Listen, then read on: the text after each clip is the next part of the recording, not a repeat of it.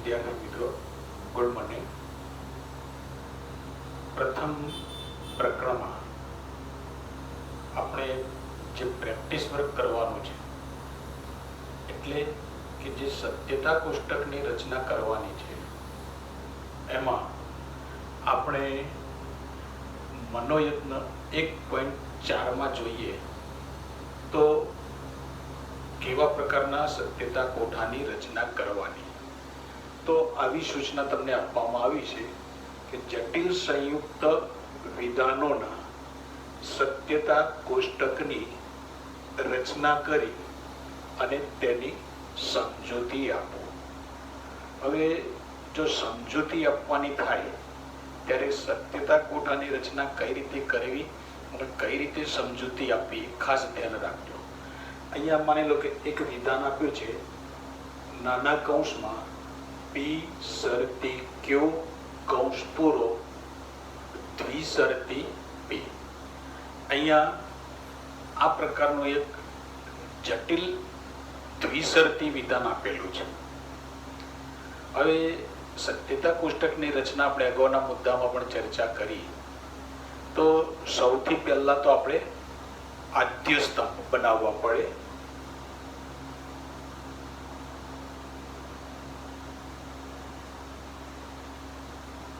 અને બીજા બનાવવા પડે ગૌણ સ્તંભ।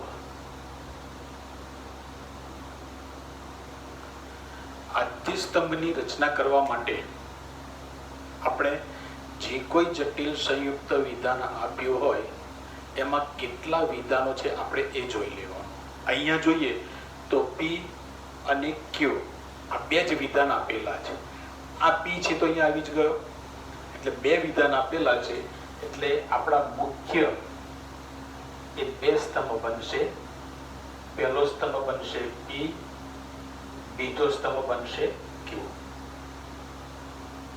આ આપણા મુખ્ય સ્તંભ થયા કહેવાય, એટલે કે આદ્ય સ્તંભ થયા કહેવાય। હવે ગૌણ સ્તંભની રચના કરીએ તો આપણે આ વિધાન ઉપર જતું રહેવાનું। તો કારક કયું છે તો કે દ્વિશરતી। દ્વિશરતી કારકની આગળ કયું વિધાન આપ્યું છે તો કે શરતી। હવે ત્રીજો સ્તંભ જે આપણે ગૌણ બનાવીએ, અહીંયા એક વસ્તુ જો પી આવી ગયો, ક્યુ આવી ગયો, આ પી અહીંયા આવી ગયો, એટલે આદ્ય સ્તંભ પૂરા થઈ ગયા। ગૌણ સ્તંભની રચના કરવા માટે આપણે દ્વિશરતી કારકની ડાબી બાજુ જઈએ તો કયું વિધાન આપ્યું છે એ આપણે અહીંયા પી શરતી ક્યુ। ચોથો સ્તંભની રચના કરીએ તો જો પી ક્યુ પી પી શરતી ક્યુ આવી ગયો। હવે શું રહ્યું, આખો વિધાન રહ્યું તો અહીંયા લખીએ પી શરતી ક્યુ દ્વિશરતી પી।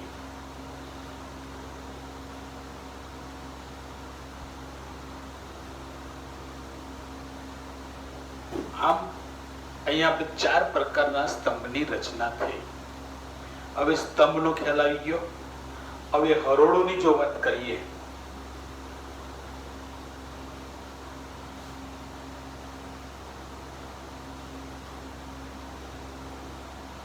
તો આપણી પાસે અહીંયા વિધાન કેટલા છે, બે, પી અને ક્યુ। હવે એની શક્યતાઓ જોઈએ તો એક વિધાનની શક્યતા બે, કાં તો વિધાન સત્ય હોય કાં તો અસત્ય હોય। અહીંયા બે વિધાન છે એટલે બે વખત સત્ય બન્યા અને બે વખત અસત્ય બન્યા। હવે પહેલા આપણે સત્યનું જૂથ બનાવીએ તો પહેલી હરોળ અહીંયા ચાર હરોળ બને, કારણ કે બે વિધાન છે। આપણે બે ના ગુણાંકમાં જઈએ તો 2 ગુણ્યા 2, 2 દુ 4 એટલે ચાર હરોળ બને। જો ત્રણ વિધાન હોય તો 2 ગુણ્યા 2 ગુણ્યા 2, ત્રણ વિધાન હોય તો 6 હરોળ નહીં પણ 8 હરોળ થાય। 2 ગુણ્યા 2 ગુણ્યા 2, 2 દુ 4, 4 દુ 8। એ જ રીતે ચાર વિધાન હોય તો 4 ના ગુણાંકમાં જવાનું 2 ગુણ્યા 2 ગુણ્યા 2 ગુણ્યા 2, 2 દુ 4, 4 દુ 8, 8 દુ 16. આ પ્રમાણેના આપણી હરોળો બનશે. હવે અહીંયા આપણે પહેલા બે સત્યનું જૂથ લઈએ તો પહેલા બે ટી આવે અને પછી બે અસત્ય આવે. હવે બીજા વિધાનનું સત્યતા મૂલ્ય આપણે આપીએ તો અહીંયા બે સત્ય છે, તો હવે ટી એફ નું જૂથ આપણે જૂથ બનાવીએ. તો પહેલામાં ટી એફ ટી એફ. આપણા આદ્ય જે સ્તંભો છે એ આદ્ય સ્તંભોનું આપણે આ મૂલ્ય પ્રદાન કરી દીધું. હવે આ મૂલ્ય પ્રદાનને આધારે જ આપણે ગૌણ સ્તંભોનું મૂલ્ય પ્રદાન કરવાનું થાય. એટલે અહીંયા આ જ પ્રમાણેની પરિસ્થિતિ રહેશે. જો અહીંયા 3 વિધાન હશે તો અહીંયા 8 હરોળ થાય, તો 4 સત્ય 4 અસત્ય, 2 સત્ય 2 અસત્ય, 2 સત્ય 2 અસત્ય અને છેલ્લે સત્ય અસત્ય સત્ય અસત્ય. આ પ્રમાણે આવશે. હવે આપણે ગૌણ સ્તંભની રચના કરીએ, એનું મૂલ્ય પ્રદાન કરીએ તો ત્રીજા સ્તંભની અંદર કયું વિધાન આપ્યું છે? પી શરતી ક્યુ. તો કારક કયું છે? શરતી. અને વિધાન કયા છે? પી અને ક્યુ. એટલે આપણે કયો સ્તંભ લેવો પડશે? પહેલો અને બીજો. આ બે સ્તંભની વાત કરીએ અને કારક કયું છે? તો શરતી. તો શરતીનો સત્યતા મૂલ્યનો નિયમ શું કહે છે? હવે એક ધ્યાન રાખજો, અહીંયા સત્યતા મૂલ્યના આપણા જે નિયમો છે 5 કારકોના, એ 5 કારકોના નિયમો બધાને કમ્પલસરી આવડતા હોવા જોઈએ, તો જ અહીંયા તમે સત્યતા કોઠાની રચના કરી શકશો. હવે શરતીનો નિયમ શું કહે છે? કે પૂર્વાંગ સત્ય હોય અને ઉત્તરાંગ અસત્ય હોય તો જ શરતી વિધાન અસત્ય બને. હવે એ નિયમને આધારે આપણે અહીંયા બીજી હરોળમાં એફ મૂકી દઈએ, બાકી બધે સત્ય મૂકી દઈએ.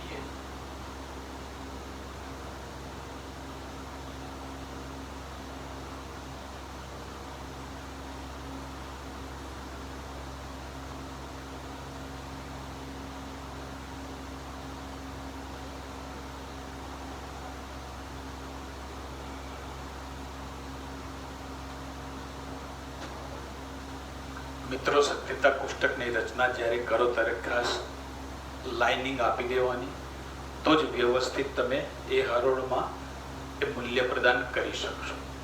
હવે પી શરતી ક્યુ નું સત્યતા મૂલ્ય પ્રદાન થઈ ગયું. તો આ મૂલ્ય પ્રદાન આપણે ક્યાંથી કર્યું?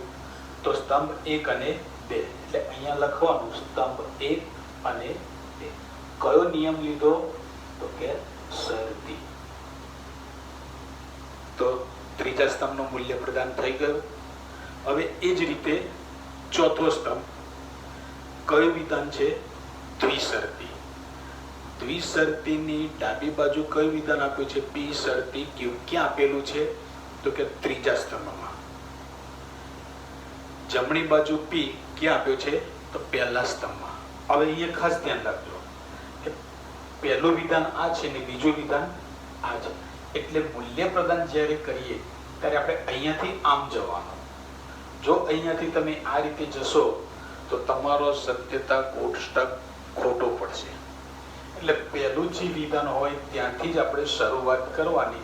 અહીંયા આપણે પહેલું વિધાન આ ત્રીજું છે ને બીજું વિધાન પહેલું છે. હવે દ્વિશરતીનો નિયમ શું કહે છે? કે બંને વિધાનો સત્ય હોય અથવા બંને વિધાનો અસત્ય હોય તો દ્વિશરતી વિધાન સત્ય બને, નહીં તો અસત્ય. હવે અહીંયા તો તમે આમથી જોશો કે આમથી જોશો કોઈ ફેર પડવાનો નથી, કારણ કે બે સત્ય અને બે અસત્ય આપણે જોવાના. હવે અહીંયા જોઈએ તો ટી ટી એટલે બે સત્ય છે, સત્ય. અહીંયા F T F, T F F, T F F. બંને સત્ય હોય કાં તો બંને અસત્ય હોય તો જ સત્ય આવે, એ સિવાયની પરિસ્થિતિમાં અસત્ય. હવે આ મૂલ્ય પ્રદાન ક્યાંથી કર્યું? તો 3 અને 1.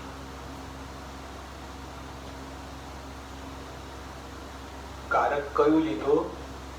દ્વિશરતી. આ પ્રમાણે આપણા સત્યતા કોષ્ટકની રચના થઈ ગઈ. હવે મુદ્દો શું રહ્યો? સમજૂતીની. હવે એની સમજૂતી આપવા માટે ખાસ કઈ બાબત ધ્યાન રાખવાની કે આપણે આ બે સ્તંભ જોવાના, મુખ્ય સ્તંભ જોવાના અને છેલ્લો સ્તંભ જોવાનો. વચ્ચેના સ્તંભને આપણે ધ્યાનમાં લેવાનો નથી. આ ખાસ ધ્યાન રાખજો મિત્રો. જો તમે વચ્ચેનો ધ્યાનમાં રાખશો તો અહીંયા મુશ્કેલી થશે. એટલે હવે સમજૂતી આપવા માટે ચારે ચાર હરોળો આપણે સમજાવવાની. એટલે અહીંયા સમજૂતી એક મુદ્દો અહીંયા લખવો પડે. હવે સમજૂતીમાં આપણે ધ્યાન રાખવાનું. હવે આપણે પહેલી હરોળના સંદર્ભમાં જઈએ તો પી અને ક્યુ બંને કેવા છે? તો કે સત્ય.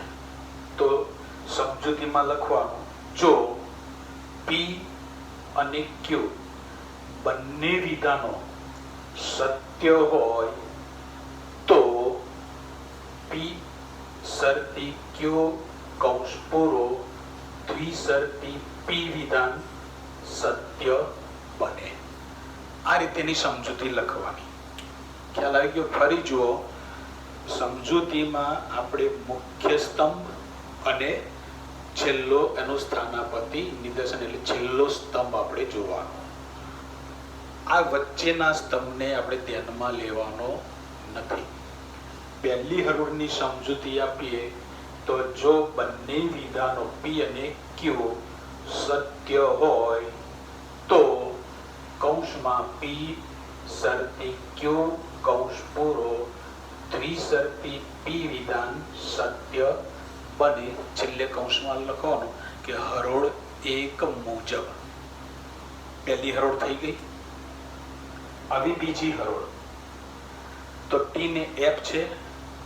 તો જો પી વિધાન સત્ય હોય અને ક્યુ વિધાન અસત્ય હોય તો કૌંસમાં પી શરતી ક્યુ કૌંસ પૂરો દ્વિશરતી પી વિધાન અસત્ય બને.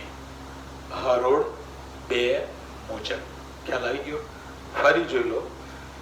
જો પી સત્ય હોય અને ક્યુ અસત્ય હોય તો કૌંસમાં પી શરતી ક્યુ કૌંસ પૂરો દ્વિશરતી પી વિધાન અસત્ય બને. હરોળ બે મુજબ. હવે ત્રીજો સ્તંભ આપણે ત્રીજી હરોળ લઈએ તો અહીંયા પી વિધાન કેવું છે? અસત્ય છે. ને ક્યુ વિધાન કેવું છે? તો કે સત્ય. તો લખવાનું, જો પી અસત્ય હોય અને ક્યુ સત્ય હોય તો કૌંસમાં પી શરતી ક્યુ કૌંસ પૂરો દ્વિશરતી પી વિધાન અસત્ય બને. હરોળ ત્રણ મુજબ. એ જ રીતે આપણે ચોથી હરોળમાં જઈએ તો બંને વિધાનો કેવા છે? અસત્ય છે. તો પી અસત્ય અને ક્યુ અસત્ય એવું અલગ બોલવાની જરૂર નથી. તે આપણે શોર્ટકટ મારી લઈએ. જો પી અને ક્યુ બંને વિધાનો અસત્ય હોય તો કૌંસમાં પી શરતી ક્યુ કૌંસ પૂરો દ્વિશરતી પી વિધાન અસત્ય બને. હરોળ ચાર મુજબ. તો વિદ્યાર્થી મિત્રો, સત્યતા કોષ્ટકની રચના અને એની સમજૂતી જ્યારે આપવાની થાય ત્યારે આ પ્રમાણે સત્યતા કોષ્ટકની રચના કરવાની અને રચના કર્યા પછી ત્યાં આપણે એના આદ્ય સ્તંભ અને છેલ્લો જે સ્તંભ છે એને સમજાવવાનું કે અહીંયા સત્યતા મૂલ્ય શું છે અને છેલ્લે સત્યતા મૂલ્ય શું છે. તો આ પ્રમાણે આ સત્યતા કોષ્ટકની આપણે રચનાને સમજી. આપણે બીજું એક ઉદાહરણ જોઈએ.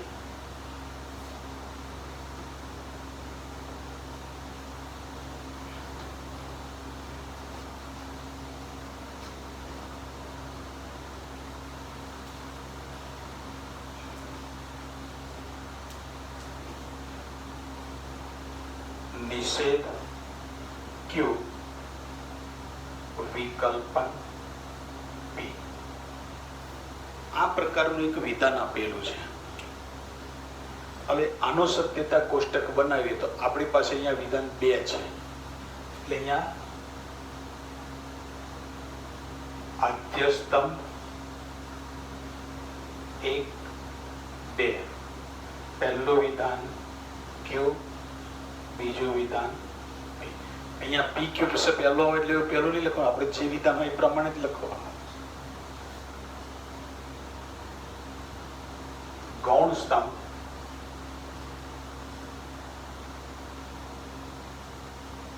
ત્રીજું વિકલ્પન છે, એની આગળ નિષેધ કર્યો છે તો ક્યુ નો નિષેધ કરવાનો. ચોથો સ્તંભ આખું વિધાન નિષેધ ક્યુ વિકલ્પન પી. આ પ્રમાણે આપણા સ્તંભની રચના થશે.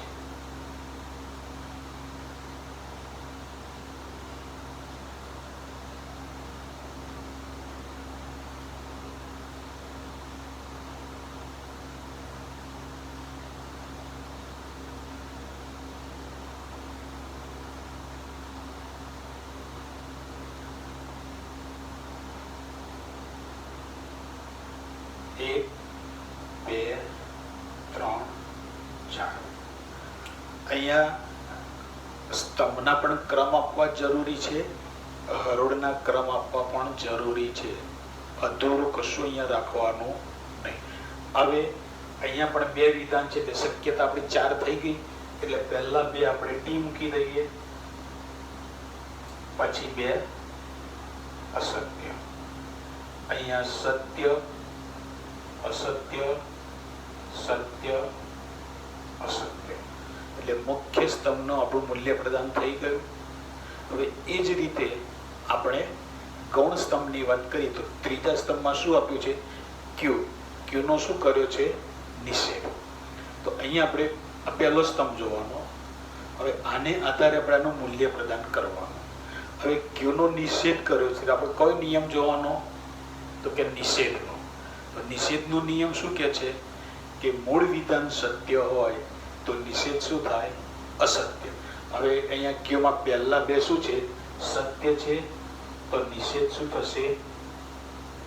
અસત્ય. અને 2 અસત્ય છે તો નિષેધ શું થશે? સત્ય. તો આ પ્રમાણે ક્યુનો આપણે શું કર્યો? અહીંયા નિષેધ. આ મૂલ્ય પ્રદાન ક્યાંથી કર્યો? તો સ્તંભ નંબર 1 નિયમ કયો લીધો? નિષેધ. ત્રીજાનું મૂલ્ય પ્રદાન થઈ ગયું. હવે ચોથાનું મૂલ્ય પ્રદાન કરીએ તો વિધાન કયું છે? વૈકલ્પિક. આ વિકલ્પનની ડાબી બાજુ જે વિધાન આપ્યું છે નિષેધ ક્યુ ક્યાં છે? તો ત્રીજા સ્તંભમાં. આ વિધાન બીજામાં. એટલે અહીંયા આથી આ રીતે જાઓ, ત્રીજામાં બીજો જોવાનો. તમે બીજો ને ત્રીજો જોશો તો અહીંયા વિકલ્પન છે કોઈ મુશ્કેલી પડવાની નથી, પણ બીજું કોઈ કારક હશે તો ત્યારે સત્યતા મૂલ્ય અહીંયા ખોટું પડે. હવે વિકલ્પનનો નિયમ શું કહે છે કે બંને વિધાન અસત્ય હોય તો જ વૈકલ્પિક વિધાન અસત્ય બને, નહીં તો સત્ય. હવે એના આધારે આપણે મૂલ્ય પ્રદાન કરીએ તો 2 અસત્ય ક્યાં છે? તો અહીંયા. અહીંયા આપણે F મૂકી દીધો, બાકી બધે ક્યાંથી લીધો? તો 3, 2 વિકલ્પન. તો આ રીતે મિત્રો આપણો સત્યતા કોષ્ટકની રચના થઈ ગઈ. હવે આવી એની સમજૂતી.